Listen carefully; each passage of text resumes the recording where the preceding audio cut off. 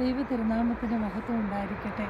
ഒരുപാട് സന്തോഷത്തോടെയും ദൈവ തിരുമുൻപിൽ നന്ദിയോടെയുമാണ് ഞാൻ റോമിലെ എൻ്റെ പ്രിയപ്പെട്ട 2 സഹോദരിമാരോടൊപ്പം ഇവിടെ ആയിരിക്കുന്നത്.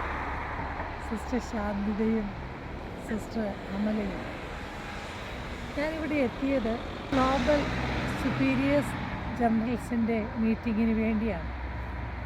അത് നടന്നത് വിയ ഔറേലിയയിലാണ്, എർജിഫെ ഹോട്ടൽ. അവിടെ വെച്ചാണ് ആ മഹാസമ്മേളനം നടന്നത്. ഏതാണ്ട് 75 രാജ്യങ്ങളിൽ നിന്നായി 980ഓളം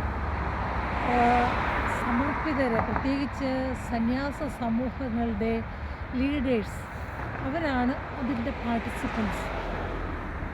4 ദിവസത്തെ പരിപാടികളായിരുന്നു അത്. ഒന്നാം ദിവസം ഞങ്ങളെല്ലാവരും ഒരുമിച്ച് ദൈവത്തെ മഹത്വപ്പെടുത്തുകയും ദൈവസ്തുതികൾ ആലപിക്കുകയും വിവിധങ്ങളായ വിഷയങ്ങളെക്കുറിച്ചുള്ള പരിചിന്തനങ്ങൾ നടത്തുകയും ചെയ്തു. Consecrated life, a hope for the transformation of the world. അതായത് സന്യാസ ജീവിതം ലോകത്തെ നവീകരിക്കുന്നതിന് എന്നുള്ള വിഷയമായിരുന്നു ഈ പ്രത്യേകമായ അസംബ്ലിയിൽ ചർച്ച ചെയ്തത്. 2ാമത്തെ ദിവസവും the prophetic witness of the religious, അതേക്കുറിച്ചാണ്. 3ാം ദിവസം സമർപ്പിതർ നൽകിയതായ സാക്ഷ്യങ്ങൾ, വിശേഷിച്ച് രക്തം ചിന്തിയ അനുഭവങ്ങൾ, അനേക രക്തസാക്ഷികളെ കൊണ്ട് നിറഞ്ഞ രാജ്യങ്ങൾ, പ്രത്യേകിച്ച് അൾജീരിയ തുടങ്ങിയ രാജ്യങ്ങളെക്കുറിച്ചുള്ളതായ കാര്യങ്ങളൊക്കെ ഈ സമ്മേളനത്തിൽ പരിചിന്തനത്തിന് വിഷയങ്ങളായി. ഇപ്രകാരമുള്ള വിഷയങ്ങളുടെ അവതരണങ്ങൾക്ക് ശേഷം ഞങ്ങൾ ഒരുമിച്ച് ഒരേ മേശയ്ക്ക് ചുറ്റുമായിരുന്നു. 10 പേര് ഒരുമിച്ച് ഒരു വട്ടമേശയ്ക്ക് ചുറ്റും. ഈ 10 പേരിൽ 10 രാജ്യത്തെ സിസ്റ്റേഴ്സാണ് ഉണ്ടായിരുന്നത്. അവരുടെ പൊതുവായ ഒരു അനുഭവം എന്ന് പറയുന്നത് വളരെ ഓപ്പണായി, വളരെ സന്തോഷം നിറഞ്ഞ ഇടപെടലായിരുന്നു. അതുപോലെ പങ്കുവയ്ക്കലിൻ്റെ അനുഭവം അവർ ഒരുപാട് ഞങ്ങൾക്ക് നൽകി. ഓരോ പങ്കുവയ്ക്കലും വ്യത്യസ്തമായ രീതിയിലുള്ളതായിരുന്നു. അതോടൊപ്പം തന്നെ ഞങ്ങൾക്ക് ഏറെ ഹൃദയപൂർവമായ പങ്കുവയ്ക്കലായിട്ട് തോന്നുകയും ചെയ്തു. അങ്ങനെ 3 ദിവസങ്ങൾ ഏറെ അനുഗ്രഹമായിട്ട് പിന്നിട്ട് വ്യാഴാഴ്ച ആയപ്പോഴേക്ക് 4ാം ദിവസം അതിലേക്ക് വന്നപ്പോഴേക്കും വലിയ ഒരാഹ്ലാദം. എന്താണെന്നറിയാമോ? പരിശുദ്ധ ഫ്രാൻസിസ് മാർപ്പാപ്പായ്ക്ക് ശേഷം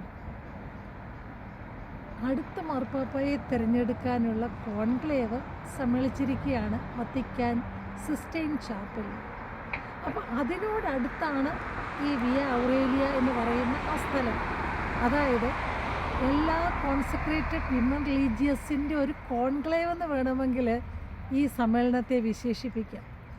അപ്പോൾ പരിശുദ്ധ മാർപ്പാപ്പായി എപ്പോഴാണ് തിരഞ്ഞെടുക്കുന്നത് എന്നുള്ള വലിയ ആനന്ദം, സന്തോഷം, ആകാംക്ഷ ഇതെല്ലാവരുടെയും മനസ്സിലും മുഖത്തും സംസാരത്തിലും നിറഞ്ഞു നിന്നു.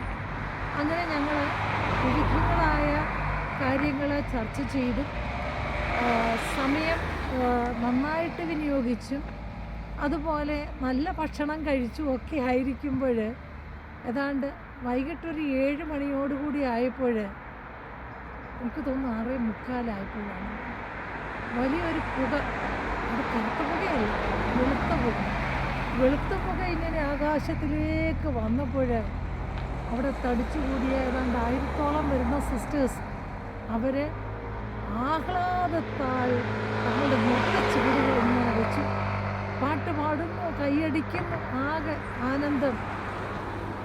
കുറച്ച് കഴിഞ്ഞപ്പോഴേക്കും ഫ്രാൻസിൽ നിന്നുള്ളതായ കാർഡിനൽസിൻ്റെ ഡീക്കൻ, സീനിയറായിട്ടുള്ള പിതാവാണ്, കർദിനാളാണ് അദ്ദേഹം, വത്തിക്കാൻ സെൻറ്റ് പീറ്റേഴ്സ് ബസിലിക്കായുടെ ബാൽക്കണിയിൽ പ്രത്യക്ഷപ്പെട്ടു.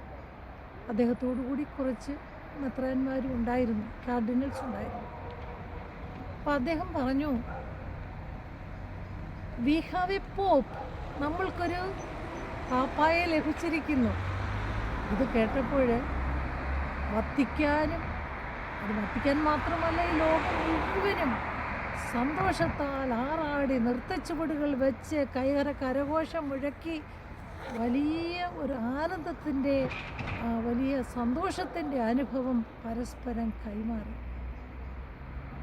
എന്നിട്ടും ഉദ്വേഗത്തിൻ്റെ നിമിഷങ്ങളാണ്, സന്തോഷത്തിൻ്റെ നിമിഷങ്ങളാണ്, ആകാംക്ഷയുടെ നിമിഷങ്ങളാണ്. കാരണം എന്താണ്?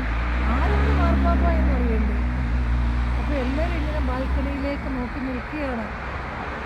ഈ എർജിബെ ഹോട്ടലിൽ താമസിച്ചിരുന്ന ഈ 1000-ഓളം വരുന്ന സിസ്റ്റേഴ്സും ഇതിനോടൊപ്പം വത്തിക്കാനിലേക്ക് ഓടുകയാണ്. ഇടയ്ക്ക് ബസ്സുകളെല്ലാം ബ്ലോക്കായി. ആളുകൾ കാൽനടയായിട്ട്, ഞങ്ങളൊക്കെ കാൽനടയായിട്ട് 4 കിലോമീറ്റർ നടന്നു.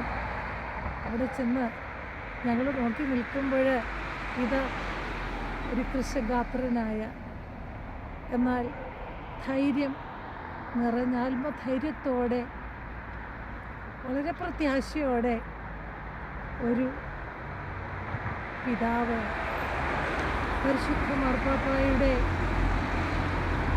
പ്രത്യേകം ജനങ്ങളെ കാണുമ്പോൾ ഉപയോഗിക്കുന്നതായ തിരുവസ്ത്രങ്ങൾ അണിഞ്ഞ് പ്രത്യക്ഷപ്പെടുകയാണ്.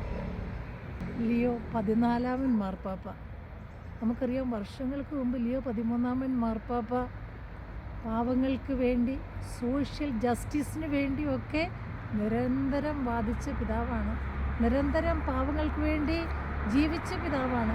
അതുപോലെ തന്നെയാണ് നമുക്കൊരു പിതാവിനെ കിട്ടിയത്.